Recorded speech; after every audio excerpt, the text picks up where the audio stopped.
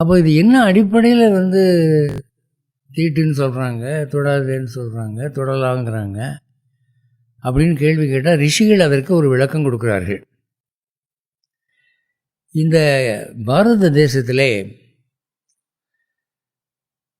அமைந்திருக்கிற எல்லா சாஸ்திரங்களும் all roads lead to ரோம்ங்கிற மாதிரி சத்துவகுணத்தை நோக்கி பயணிக்கின்றன.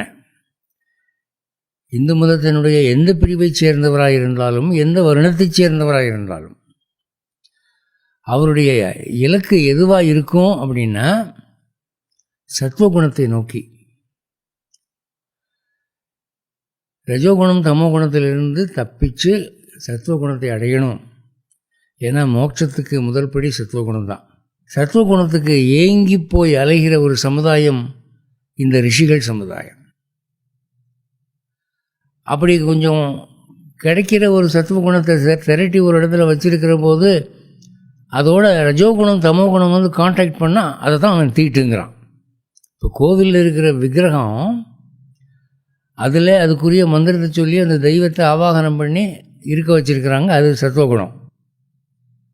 நாங்கள் அரும்பாடுபட்டு ஒரு சத்துவகுணத்தை திரட்டி அங்கே அந்த விக்கிரகத்தில் வச்சுருக்கிறோம், நீங்கள் பாட்டுக்கு உள்ளே விளைஞ்சிடாதீங்கன்னு சொல்லி